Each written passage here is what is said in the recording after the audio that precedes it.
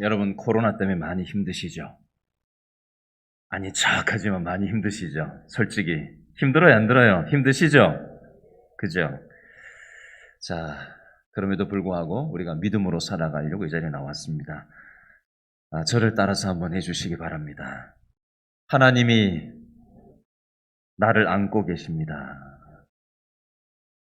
자, 우리 옆 사람에게 한번 격려하는 마음으로 서로 한번 쳐다보시고 한번 인사하겠습니다. 하나님께서 집사님을 안고 계십니다. 힘내세요. 잘 오셨습니다. 앞뒤로 인사하겠습니다. 손도 흔들어 주시고. 잘 오셨습니다. 네. 자, 어디를 가든지 하나님의 어려운 시대를 살아가지만 하나님을 마음을 전하는 복덩어리가 되실 수 있기를 바랍니다. 우리나라는 현재 코로나19 신규 확진자, 위중증 환자 모두 연일 사상 최고치를 갈아치우고 있습니다. 오미크론이라는 이름의 변이 바이러스 확진자도 하루 전보다 3명이 늘어서 지금 9명을 기록하고 있고, 중앙방역대책본부가 어제 토요일 기준으로 코로나19 국내 발생 신규 확진자 5,327명, 해외 유입 확진자가 25명이 확인됐다고 밝혔고, 이틀 만에 다시 어제 5,000명대를 기록하고 있습니다. 이 중심에 지난 11월 24일 나이지리아에서 귀국한 인천의 모 교회로 지금 방송에서는 나오는데, 인천 숭이 감리교회 러시아 예배를 담당하는 우즈베키스탄 출신의 목사님 부부가 나이지리아에 갔다가 공항에 도착을 하고 다음날 코로나19 확진 판정을 받았고, 지난 1일에는 국내 첫 변이 오미크론 감염자로 판명이 되었습니다. 그런데 인천공항에서 이동하는 방역 차량을 탔다라고 거짓말을 하면서 뒤늦게 이것이 드러나는 과정에서 무리를 빚고 있습니다. 어제 YTN 방송국에서 이제 이 목사님 부부하고 이제 인터뷰한 그 목소리를 방송에서 들려주면서 왜 그렇게 얘기를 했냐라고 물어봤더니 경황이 없어서 상대방에게 피해가 될까봐 순간 그렇게 응급결에 대답한 것으로 그렇게 인터뷰하며 해명하는 걸 들었습니다. 어찌됐든 그 결과가 엄청난 지금 파장을 일으키고 있고, 물론 그분들한테만 전적으로 모든 것이 책임이라고 할 수만은 없지만, 그럼에도 불구하고 어찌됐든 거짓말을 했고, 그것이 많은 지역사회와 또 한국사회에 굉장히 부정적인 영향을 미치고 있는 것이 역시 사실입니다. 이 뉴스를 접하면서 또 교회냐? 목사가 왜 거짓말을 하냐? 목사가 바이러스를 퍼뜨리고 다니냐? 세상 사람들에게 손가락질을 받아도 충분한 잘못된 행동을 한 것이면 틀림이 없습니다.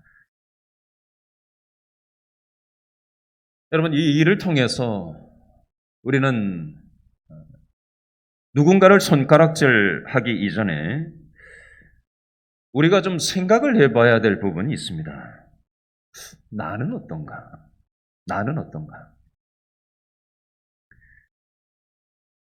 내 주위에 있는 사람들이 나를 어떤 사람으로 바라보고 있을까? 내 자식은 나를 어떻게 볼까? 내 부모는 나를 어떻게 볼까? 내 형제 자매는, 직장 동료는, 이웃들은 나를 어떤 사람으로 보고 있을까? 한번 진지하게 한 번쯤 돌아볼 필요가 있습니다. 앞에서는 친한 척, 좋은 척 할 수 있습니다. 근데 돌아서서 진짜 상대방을 어떻게 생각하는지는 완전히 다른 문제일 수 있습니다. 사람들은 대체로 가면을 쓰고 살거든요. 적당히 얘기를 합니다. 과연 내 옆에 있는 사람들이 나를 보면서 야, 저 사람은 진짜 틀림이 없다. 저 사람을 보니까 하나님이 살아계신 것 같다. 라고 그런 믿음을 주는 삶을 살아가고 있는가? 아니면 저 사람을 보니까 도대체 믿음이 가지가 않는다. 저러려면 뭐하러 교회 다니나? 저 사람 보니까 하나님 없는 것 같다. 혹시 저와 여러분의 모습이 누굴 보고 우리는 신앙생활을 하는 건 물론 아니지만 우리가 한 번쯤 이런 시간들을 통해서 저 교회는 저 목사님은 누구는 이런 얘기하지 말고 우리 모습을 내 모습을 보자고요. 내 모습을. 나는 어떤가? 여러분 오늘 본문에 보면 주변에 있는 세상 사람들한테 인정받았던 사람이 나와요. 야, 이 사람은 아주 그냥 틀림이 없는 사람이구나. 그리고 이 사람을 보니까 하나님의 사람이구나. 그렇지 않다면 어떻게 이런 일이 일어날 수 있나. 이런 인정을 받았던 사람이 나오는데 그게 누구죠? 오늘 본문의 요셉입니다. 요셉이 세상 사람들에게 어떤 인정을 받았나 한번 37절 다 같이 한 번 더 읽어볼까요? 41장 37절 다 같이 시작. 누구와 누가? 바로와 그의 모든 신하가 이 일을 어떻게 여겼어요? 좋게 여긴지라. 애굽의 바로 왕과 이집트의 바로라는 왕과 그 모든 신하들 전체가 요셉이 말하고 행동하고 살아가는 모습을 보면서 어떻게 여겼다고요? 좋게 여겼다라고 되어 있습니다. 거기에 대해서 더 세밀하게 얘기하고 있는데 자 41장 38절 애굽왕 바로 왕의 얘기를 들어보겠습니다. 38절 시작. 바로가 그의 신하들에게 이르되 뭐라 그랬어요? 이와 같이 밑줄 그으세요. 하나님의 영에 감동된 사람 밑줄 일단 그어보세요. 하나님의 영에 감동된 사람 밑줄 그으시고 을 읽습니다. 우리가 어찌 찾을 수 있으리요 하고 애굽왕 바로가 요셉을 향해서 어떻게 평가를 했다고 돼 있어요? 야, 저 요셉은 하나님의 영에 감동된 사람이다. 이렇게 평가를 하고 있습니다. 그러면서 또 다른 말로 요셉에 대해서 요셉한테 이제 직접 얘기를 하는 거예요. 신하들한테 좀 전에 얘기했다면은 39절에는 요셉한테 이제 직접 얘기를 하는 거예요. 41장 39절 시작. 요셉에게 이르되 누가? 하나님이 동그라미 하나님이 이 모든 것을 내게 보이셨으니 너와 같이 명철하고 지혜 있는 자가 없도다. 애굽왕 바로가 요셉한테 뭐라고 얘기하는 거예요? 네 지혜와 명철은 하나님이 주신 것임에 틀림이 없다고 인정을 하는 거예요. 이건 배워서 하는 지식이 아니라는 거예요. 공부 많이 하는 지혜 지식하고 하나님이 주시는 지혜와 명철함이라는 것은 차원이 다르다는 거예요. 여러분 이집트 애굽왕 바로가 여러분 그 당시 세계 최대 제국이란 말이에요. 날고 기는 사람들이 많아요. 엄청나게 많은 학식과 지식이 있는 사람들이 많다고요. 그런데 그런 사람들이 감히 범접할 수 없는 차원이 다른 지혜와 차원이 다른 명철함이 있음을 이 이집트 왕 바로가 깨닫게 된 거예요. 그래서 이걸 어디서부터 왔다고 돼 있어요? 39절에 요셉한테 그 비결이 하나님이 이 모든 것을 내게 보이셨기 때문에 너의 명철과 지혜가 있는 걸 내가 인정을 하지 않을 수가 없다. 그러므로 40절에 뭐라고 얘기를 한마디 더 하죠? 40절에 시작. 너는 내 집을 어떻게 해라? 다스려라. 애굽왕 바로가 자기 집에 들어와서 자기 집안 일을 하라고 한 게 아니고 이집트 제국 전체를 총리로 너를 세울 테니까 이집트 전 이 제국을 살림살이를 요셉 네가 맡아달라 라고 지금 인정하고 신뢰하고 맡기고 있는 얘기를 하고 있는 겁니다. 그 얘기가 이렇게 저렇게 표현되어져 있는데 그 얘기가 40절, 41절, 42절, 43절, 44절, 45절 그 내용이 결국 그 세밀한 내용이 그 내용이에요. 자, 이 내용이 사실 우리가 살아가는 현실하고는 너무나도 거리가 먼 얘기입니다. 지금 2021년인데 거의 4,000년, 지금으로부터 4,000년 전 얘기거든요. 예수님이 이 땅에 오신 지 벌써 2021년째인데 그 전 벌써 또 한 2,000년 전 얘기이기 때문에 지금으로부터 한 4,000년 전에 이집트에서 있었던 일이란 말이에요. 그럼 이 내용이 오늘 대한민국 서울을 살아가는 우리들하고 도대체 무슨 관계가 있냐 이거죠. 이게 연결이 돼야 되잖아요. 그냥 성경책에 나오는 내용이고 나하고 아무 관계 없으면 그게 뭐예요? 자, 여러분, 요셉은 하나님을 믿는 사람이었어요. 저와 여러분도 이 코로나 때문에, 그죠? 코로나가 한국에 지금 정점을 지금 계속해서 찍고 있는 이 시점에 오늘 우리가 이 자리에 예배 자리에 나온 이유가 뭐예요? 이 세상은 내 지식으로 사는 게 아니고 돈으로 사는 게 아니고 내가 건강관리 잘한다고 되는 게 아니고 하나님이 은혜 주셔야 되고 이 세상을 하나님이 만드셨고 생사화복이 하나님 손에 달려있다는 걸 알기에 겁이 나지만 불안하지만 두려운 마음이 있지만 믿음으로 우리가 이 자리에 나온 줄로 믿습니다. 아멘. 그러나 믿음으로 나와 앉아있긴 하지만 여전히 불안한 건 사실이에요. 그죠? 그 감정은 어쩔 거예요. 감정은 불안하긴 불안한 거죠. 두려운 건 두려운 거잖아요. 그렇죠. 그게 있다고요. 믿음도 있지만 불안하고 걱정되는 것도 있다고요. 이 건강의 문제에 대한 이 바이러스에 대한 두려움도 있고 또 먹고 사는 어떤 두려움도 있고 건강에 대한 염려도 있고 우리 교회에 아픈 분들 참 많아요. 지난 주간에도 수술하시고 또 사고가 나시고 이렇게 저렇게 아픈 분이 지난주만 해도 참 많이 있었어요. 여러분한테 다 얘기를 못 해드리지만 그런 일들이 많이 있어요. 또 어떤 분들은 자식 때문에 가슴앓이를 하시고 노후는 또 어떻게 먹고 살아야 되나 고민하시는 분도 있고 또 외로운 시간을 살아가시는 분도 있어요. 1인 가구, 2인 가구, 1인 가구가 요즘 많은데 우리 교회도 혼자 살아가시는 분들이 참 많이 있으세요.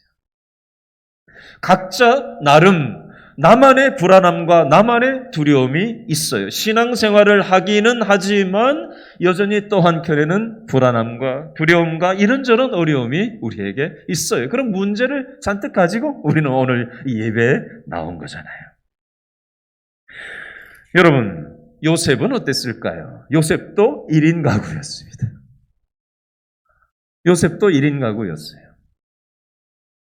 자기 고향 땅을 떠나와서 형제들이 돈 받고 팔아넘겨서 국제 인신매매가 돼서 노예로 팔려서 남의 집살이를 하다가 누명 뒤집어 쓰고 감옥살이를 하다가 이제 거기로부터 풀려나와서 애굽 왕 바로 앞에 이제 애굽 총리로 급급 스카웃을 받아서 이제 그렇게 서게 되는 그런 장면입니다. 자, 이 내용의 원리를 가지고 제가 여러분들이 알아듣기 쉽게 한번 있었던 얘기를 잠깐 하려고 합니다. 지난주에 우리 교회에 장례가 하나 있었어요. 그래서 우리 교회 30, 40대 되신 젊은 여자 직장인들, 구역 식구들 또 가까이 믿음으로 함께 지내시는 우리 30, 40대 젊은 엄마들 한 4명하고 경북 경주를 퇴근하는 시간 조율하고 가는 시간 오는 시간이 있으니까 300km 갔다가 300km 또 운전해서 와야 되니까 가는 시간도 있고 오는 시간도 있잖아요. 그렇죠?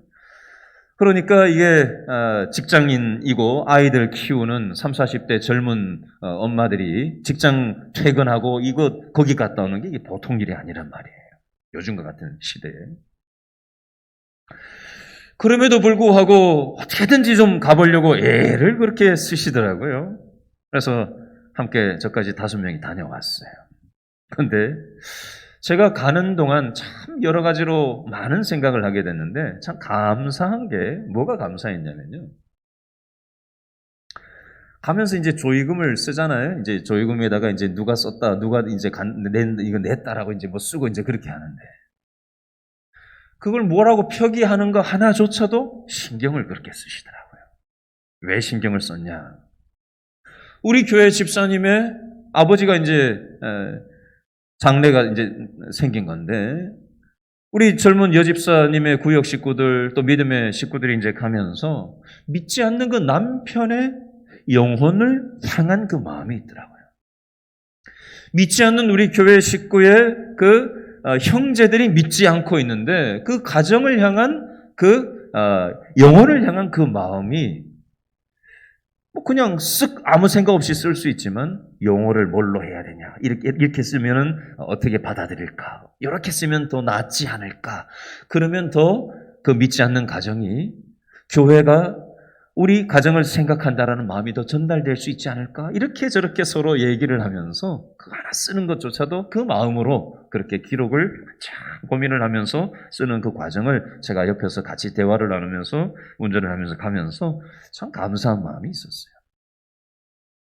한 4시간쯤 지나서 경주에 도착했어요. 장례식장에 딱 들어갔는데 술판이 벌어졌어요. 뭐 아주 그냥 왁자지껄한 남자들이 몇 수십 명이 모여 앉아서 술판이 벌어진 장례식장 분위기였어요. 뭐 예배드릴 분위기가 아니더라고요. 믿지도 않는 집안 형제들이고 뭐 소리도 들리지 않을 것 같아서 그 안에 쉬는 공간에 들어가서 예배 드릴 수 있는 분끼리 그렇게 드리려고 들어갔어요. 근데 딱 들어갔는데 들어오는데 보니까 우리 교회 집사님의 남편 오른팔, 왼팔을 같이 갔던 우리 여집사님들 2분이 한 분은 오른팔을 붙잡고 또 한 분은 왼팔을 붙잡고 팔짱을 끼워가지고 끌고 들어오더라고. 끌고 예배드리자고. 제가 그 모습을 보면서 참 감사한 마음이 있었어요. 왜 그렇게 한 거겠어요? 어떻게든지 이 믿지 않는 남편이 이 기회를 통해서라도 예배 자리에 함께 오고 어떻게든지 신앙생활을 좀 같이 했으면 좋겠다. 그 마음이 있는 것으로 저는 느꼈어요. 근데 찬송을 부르고 기도를 하고 말씀을 전하고 이렇게 하는데 이 믿지 않는 남편이 찬송가를 따라 부르더라고요. 성경을 읽는데 남편이 읽는 소리가 제 귀에 들리더라고요. 교회 안 다니는 사람들은 그렇게 안 하거든요. 나중에 밥을 먹고 이렇게 대화를 나누는데 여기 배재고등학교 출신이라고 그러더라고요. 여기 고덕동에 배재고등학교 출신 미션스쿨이잖아요. 옛날에 교회는 안 다녔지만 미션스쿨 다녔기 때문에 이제 찬송가를 이제 체프를 드리면서 이제 예배를 참여해 본 그게 있는 거예요. 나중에 장례를 마치고 나서 나오는데 이제 같이 갔던 분들이 이렇게 얘기를 했어요. 나중에 교회에서 봐요. 교회에서 꼭 얼굴 봬요? 이렇게 얘기를 했는데 그 남편이 뭐라 그러는지 아세요? 교회 앞에까지는 갈게요. 교회 들어간다는 얘기는 안 하고 교회 앞에까지는 갈게요. 그 말 한 게 어디예요? 교회 앞에까지 온다는 말 한 게 어디예요? 그 다음날 저녁에 우리 집사님한테 전화가 왔어요. 목사님, 장례를 마치고 남동생이 사는 대전에 함께 차를 타고 이동했다가 거기에서 이제 차를 따로 타고 이제 서울로 이제 올라왔는데 남동생이 교회를 굉장히 싫어를 하는 동생이었다는 거예요. 근데 같이 오는 차 안에서 시키지도 않았는데 자기 혼자 찬송가를 흥얼거리더래요. 자기가 깜짝 놀랐대요. 얘가 왜 이러지? 목사님, 그런 일이 있었어요. 사실 그 다음날 장례를 마치고 5시에 출발했다가 교회 딱 올라오니까 제가 눈을 딱 붙이려고 하는데 한 2시가, 새벽 2시가 좀 넘었었어요. 그 다음날이 12월 1일 날 월삭 새벽 예배가 있었던 날이었거든요. 한 1시간 반 정도 눈을 잠깐 붙였나 봐요. 그리고 나서 제가 이 강단에서 처음에 본문을 딱 읽고 그 가정 장례 상황에 대해서 제가 오늘 이 내용처럼 이렇게 저렇게 설명을 좀 했었어요. 그 설교 내용을 같이 갔던 식구 한 분이 그대로 우리 집사님한테 전송을 해줬고, 그 오는 차 안에서 그 남동생이 자기 얘기하는 거하고 자기 집안 장례식장 그걸 그대로 다 들었대요, 그 내용을. 그러면서 자기들끼리 더 와닿잖아요, 그 내용, 자기 집 얘기하니까. 근데 그 말들이, 그 상황이 나쁘지 않았던 것 같아요. 여러분 모르겠습니다. 요즘 드라마만 틀면 교회를 아주 그냥 이제는 막 대놓고 그냥 교회를 완전 무슨 이상한 집단처럼 싸잡아서 드라마가 대놓고 나옵니다. 뉴스, 드라마, 여러 가지 사회에서 얘기되는 것들을 보면 기독교가 개독교라는 말은 이제는 일반화가 됐고, 참 세상에서 기독교가 인정받지 못하는 천덕꾸러기와 같이 그렇게 인식이 되어가고 있습니다. 여러분, 그럼에도 불구하고 하나님께서는 실수 많고 또 연약하기 짝이 없는 연약한 믿음을 가진 우리들이지만, 하나님께서 주시는 믿음의 마음을 가지고 우리가 할 수 있는 선에서 작은 순종을 하고 작은 믿음의 행동을 하는 것을 통해서 하나님은 그 모든 것을 합력하여서 여전히 하나님의 일들을 해 나가고 계시다라는 것을 우리는 볼 수 있어야 되고, 그것을 놓치지 않아야 합니다. 그렇지 않으면요, 우리는 뉴스 보다가 좀 목사님이 거짓말이나 하고 말이지, 그러면 우리가 안 그래도 없는 믿음이요 다 까먹어 버려요. 그럼에도 불구하고 하나님이 그 틈바구니 속에서 하나님의 일들을 여전하게 일하고 계시다라는 거, 우리는 그것도 볼 수 있어야 합니다. 여러분, 이 코로나가 작년 한 3월부터 우리 교회도 온라인으로 전환을 3월 첫째 주부터 했었단 말이에요, 작년에. 그러다가 다시 현장 예배로 왔다가 다시 온라인 예배로 갔다가 다시 현장 예배로 갔다가 다시 온라인 예배로 갔다가 다시 지금 현장 예배를 하고 있잖아요. 현장 예배에 나오고는 싶은데 이런저런 이유 때문에 못 나오시는 분들도 있고, 또 어렵지만 현장 예배를 어떻게든지 나오려고 하시는 분도 있고, 그 중에는 어떤 분도 있냐면은 코로나 때문에 현장 예배에 나오지 않고 핸드폰 들여다보고 TV 바라보고 노트북 켜놓고 예배를 이렇게 드리는 게 1년 지나고 2년 넘어가다 보니까 신앙이 느슨해집니다. 안일해지고, 아이고 이렇게 예배 드려도 되네. 예배를 드리는 게 아니라 이제 예배를 보는 게, 완전히 예배를 보는 게 되는 거예요. 드라마 보듯이. 마음에 안 들면 옆에 딴 데 채널 돌리듯이 틀어버리고, 또 이런저런 뉴스를 보다 보면 교회의 모습을 보면서 실망을 하고, 하나님 살아계시나? 이런 마음이 생길 수도 있습니다. 여러분, 어려운 시대를 우리가 신앙생활을 하고 있습니다. 그러나 하나님께서는 우리의 연약한 믿음에도 불구하고, 우리의 실수에도 불구하고, 하나님은 여전히 하나님의 일들을 우리의 작은 순종들을 통해서 합력하여 선을 이루어 나가고 계시다라는 사실, 여러분 놓치지 마실 수 있기를 부탁드립니다. 아멘. 지난주 중에 제가 실수를 하나 했어요. 실수를 하나만 하겠어요? 제가 실수를 많이 합니다. 근데 우리 성도 한 분하고 제가 지난주에 전화통화를 하다가 제가 이렇게 얘기했어요. 아이고, 제가 실수를 했습니다. 죄송합니다. 라고 우리 교회 성도님한테 그 얘기를 했더니 이 성도님이 뭐라고 말씀하시는지 알아요? 아유, 왜 그렇게 하셨어요? 이렇게 해야 되잖아요. 근데 저한테 이렇게 얘기하셨어요. 저도 실수할 때가 있습니다. 이렇게 얘기해 주시더라고요. 저도 실수할 때가 있습니다. 일 이것저것 신경 쓰시다 보면 그럴 수 있지요. 제가 그 얘기를 듣는데 죄송한 마음도 들고 감사한 마음도 들고 용납받았다라는 그 마음이 생겼어요. 여러분, 목사도 연약한 사람이고요. 우리 구역 식구들, 우리 장로님들, 안수 집사님들, 권사님들, 우리 모두는 다 연약하기 짝이 없는 존재예요. 우리가 자격이 돼서 대단한 믿음이 있어서 하나님이 우리를 품어주셨나요? 우리는 아무 자격이 없는 사람들이에요. 그렇죠. 제 멋대로 사는 사람들이잖아요. 욕망대로 여전히 사는 사람들이잖아요.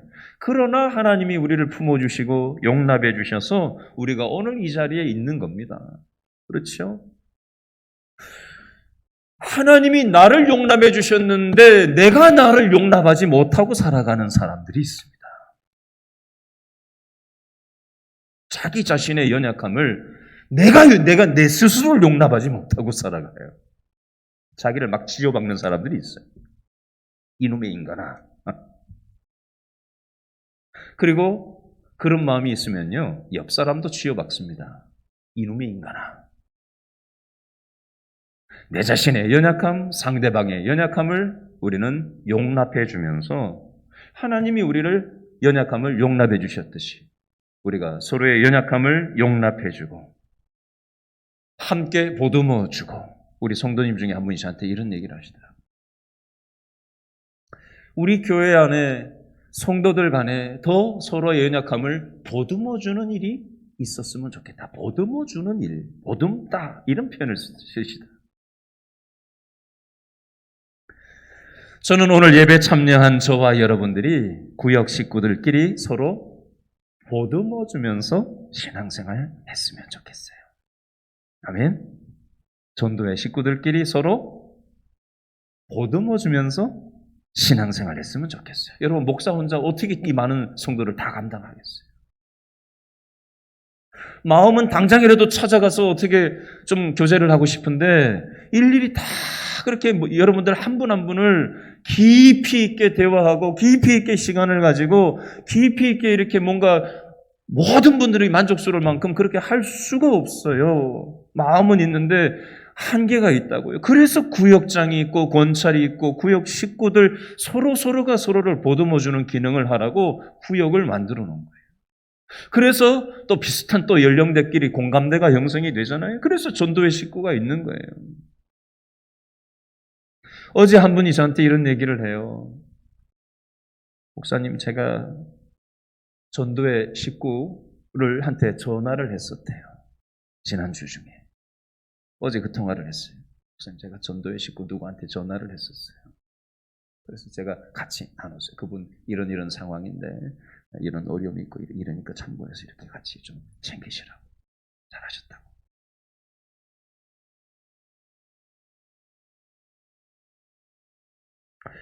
며칠 전에 어떤 분하고 제가 대화를 나누는데 이분이 이런 얘기를 하세요.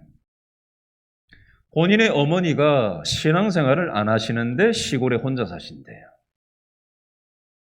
근데 본인과 본인의 아내와 함께 한 달에 2번을 그 어머니한테 찾아뵙는데요. 목적은 뭐냐?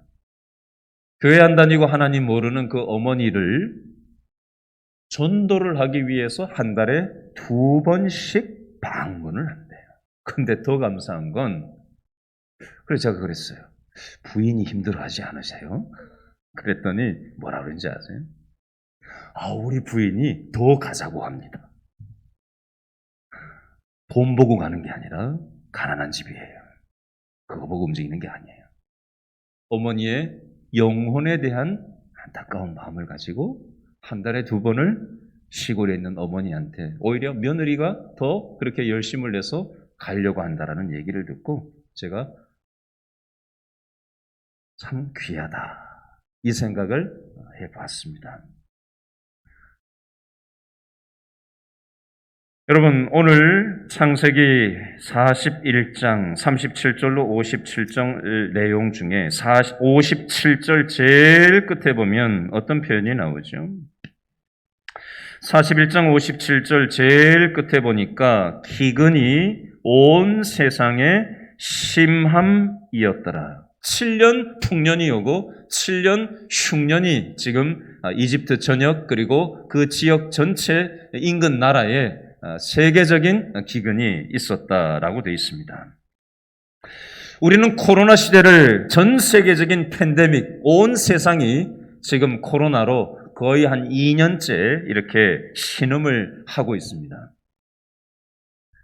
백신이 나오면 이제 괜찮을 줄 알았는데 백신 1차를 맞고 좀 안심을 했고 백신 2차를 맞으면 우리가 이제 안심해도 된다고 마스크를 벗어 제치고 살 수 있을 거라고 생각했고 또 추가 접종만 하면 또 더 완벽하게 막아낼 수 있을 거라고 생각했지만 지금 있는 이 오미크론이라는 이 변이 바이러스는 3차를 맞아도 추가 접종을 해도 이게 될지 안 될지 모른다는 얘기도 지금 연구도 나오고 있어요. 그러나 기존 바이러스는 폐 속으로까지 침투해서 위중증이 굉장히 심해지는데 그것에 비하면 절반도 되지 않고 목 안에 정도에 머무르기 때문에 약한 경증에 불과하다라는 현재까지 통계는 그렇게 나오고 있습니다. 어찌됐건 이 세상은 코로나 바이러스로 인해서 굉장히 어려움 가운데 전 세계가 벌벌 떨고 있습니다. 우리는 믿음이 연약하고 실수할 때도 있고 부족한 사람들이지만 우리 같은 사람들을 하나님은 하나님 믿게 하셔서 이 세상의 수많은 어려움 때문에 벌벌 떨고 두려워하고 염려하고 있는 이 세상을 내가 할 수 있는 선에서 작은 믿음에 순종을 하고 내 옆에 있는 가족이 됐던 직장 동료가 됐던 직장 동료를 내가 어떻게 다 책임지겠어요? 구역 식구를 내가 어떻게 다 책임지겠어요?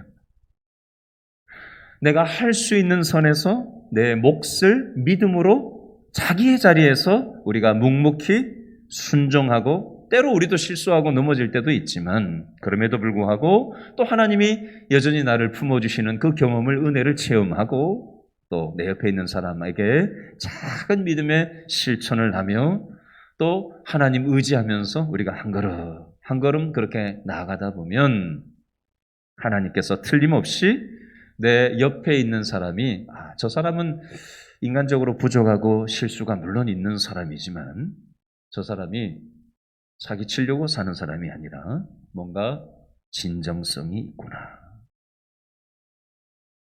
저 사람 보니까 실수하고 부족한 게 있긴 해도 저 사람 보니까 무언가 세상하고는 좀 다르게 살려고 하는 게 보여.